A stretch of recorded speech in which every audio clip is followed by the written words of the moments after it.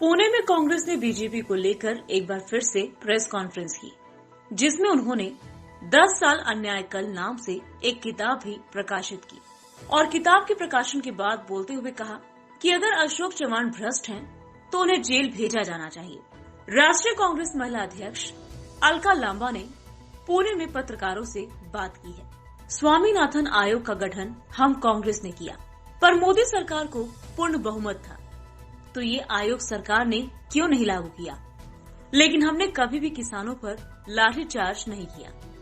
अशोक चव्हाण पर हमला बोलते हुए लांबा ने कहा कि वह भाजपा की जगह जेल में जाने चाहिए थे। आज भारतीय राष्ट्रीय कांग्रेस की तरफ से देश की हर राजधानी और शहरों में प्रेस वार्ता का आयोजन किया जा रहा है, जिसके तहत मैं आज पुणे में आपके बीच में हूँ। 10 साल अन्याय काल हमने एक पुस्तिका जारी की है। इस पुस्तिका में देश का जवान हो, सरहद पे खड़ा हमारा किसान हो, हमारी बहनें हो, बेरोजगारी हो, महंगाई हो, इन सब मुद्दों पर आज हम प्रेस वार्ता और ये पुस्तिका जारी कर रहे हैं, इस चुनौती के साथ कि भाजपा सरकार भी अपने 10 साल के अन्याय काल पर पुस्तिका रिपोर्ट देश की जनता के सामने रखे। बेरोजगारी में हमारा आरोप है, इस पुस्तिका में हर साल 2 करोड़ नौकरी का वायदा था, 10 साल में 20 करोड़ नौकरियां मिली नहीं, उल्टा 4 करोड़ पढ़ा लिखा युवा बेरोजगार इस समय है देश में। हम सवाल करते हैं, किसान की आय दुगनी होनी थी, एमएसपी पे कानून आना था, क्या आय दुगनी हो गई? नहीं। सच्चाई है कि प्रति किसान प्रतिदिन आय 26 रुपया है। एमएसपी पे कानून नहीं है, किसान कर्ज में है, आत्महत्याएं करने पर मजबूर है। हमारा आरोप है बेटी बचाओ का नारा देने वाले बेटियां सुरक्षित हो गई। हमारा आरोप है आप पे इस पुस्तिका में कि बेटियों के साथ अपराध बढ़े हैं और अपराध करने वाला सत्ता में भागीदारी है। ब्रजभूषण शरण है, संदीप सिंह है, कुलदीप सिंह सेंगर है, चिन्मय आनंद है, राम दुलारे भाजपा के विधायक, भाजपा के सांसद, भाजपा के मंत्री यौन उत्पीड़न के गंभीर आरोपों में शामिल हैं और उन्हें बचाने का काम देश की सरकार, प्रधानमंत्री जी आप कर रहे हैं। ये हमारा आरोप है।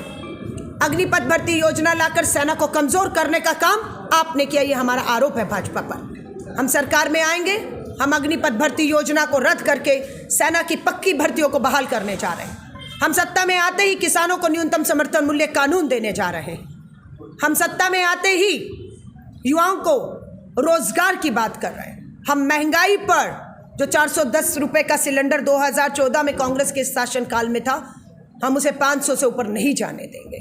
पेट्रोल डीजल की कीमतें हम कम करने की बात कर रहे हैं। हम भागीदारी न्याय के तहत जातीय जनगणना कराने की बात कर रहे हैं कि जातीय जनगणना होगी, जिसकी इस देश में जितनी आबादी है, सरकारी नौकरी हो या कहीं भी, उसको उतना हक और अधिकार देने का हमारा वायदा है। 33% महिला आरक्षण कानून एक जुमला और एक धोखा साबित हो रहा है। कानून आ गया, लेकिन अगर लागू हो जाता इन 24 के चुनावों में, तो 180 बहनें इन्हीं 24 के चुनाव में लोकसभा का चुनाव लड़ती और संसद पहुंच के देश के विकास में भागीदारी बनती, पर वैसा हो नहीं रहा। ये अन्याय है, ये धोखा है।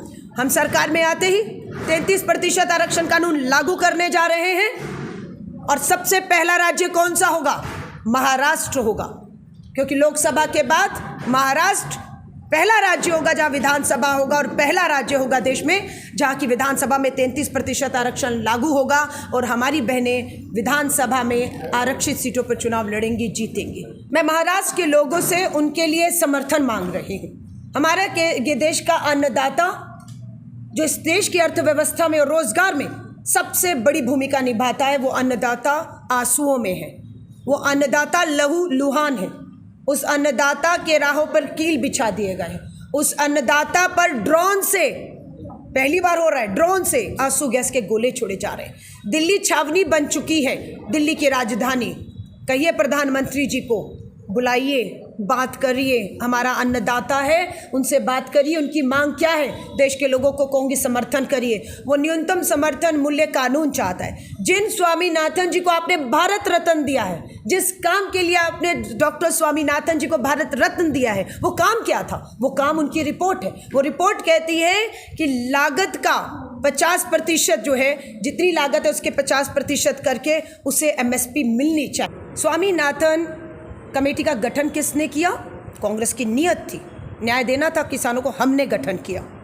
स्वामीनाथन की रिपोर्टों की सिफारिशों को सबसे पहले लागू करके कुछ फसलों पर एमएसपी देने का काम सरकारों ने किसने किया? कांग्रेस ने किया। कांग्रेस की सरकार पूर्ण बहुमत की कांग्रेस की सरकार नहीं थी, मिलीजुली यूपीए सरकारें रही। हमें उम्मीद थी कि प्रधानमंत्री मोदी जी का वीडियो जो मैंने दिखाया दिखाइएगा। हम पर आरोप लगाया गया कि रिपोर्ट अच्छी है, कांग्रेस लेकर आई है, कुछ फसलों पर दे रही है, सब पर देना है। चुनाव आ गया, बहुमत उन्हें हासिल हो गया, पूर्ण बहुमत, स्थिर सरकार, एक नहीं 2 बार, 10 साल से लागू करना था। 10 साल से लागू क्यों नहीं किया? सवाल तो आज ये बनता है। हम सत्ता से बाहर हो गए, हम सत्ता से बाहर हो गए। जो स्वामीनाथन रिपोर्ट जिन्होंने बनाई, पेश की, लागू करना शुरू कर दिया था, लेकिन हम बाहर हो गए सत्ता से। जो सत्ता में आए वो 10 साल से धोखा कर रहे हैं किसान से। हमने कभी भी किसानों पर लाठीचार्ज, आंसू गोले या हमारे शासनकाल में इस तरह का आंदोलन दूसरी बार होते हुए इतिहास उठाइएगा, कभी दिखाइएगा। क्योंकि किसानों को था कि कांग्रेस हमें निरंतर न्याय दे रही है, न्याय की तरफ बढ़ रही है, लेकिन बदलाव हो गया सत्ता का, धोखा खा गया हमारा किसान जवान। पूर्ण बहुमत देने के बाद आज आंसू गैस, लाठी गोले, आंसू लहू लुहान है। पूर्व मुख्यमंत्री जो है अशोक चौहान भाजपा चले गए, ठीक है, आदर्श घोटाला उन्हें भाजपा की जगह जेल में जाना चाहिए था। क्यों जेल नहीं गए, क्यों भाजपा में गए, आप पूछिएगा। धन्यवाद। आप विधानसभा में आराम नहीं सर, मेरी महिला नारी न्याय सम्मेलन है, प्रेस कॉन्फ्रेंस आधे घंटे की होती है, 3 घंटे 2 घंटे की नहीं होती ना। आदर्श घोटाला हुआ है कि नहीं हुआ है? मैं सत्ता में नहीं हूँ, मेरे पास सरकारी फाइलें जांच नहीं है। जो आरोप लगा रहे थे वो सत्ता में है, उन्होंने आरोप लगाया, उनके पास फाइल है, उनकी जांच एजेंसियां जांच कर रही थी, है ना? जेल भेजना था ना? क्यों सारे केस वापस ले लिए? क्यों सत्ता में भागीदारी बना लिया? पूछना चाहते। ब्यूरो रिपोर्ट, वीसारस न्यूज, पुणे, महाराष्ट्र।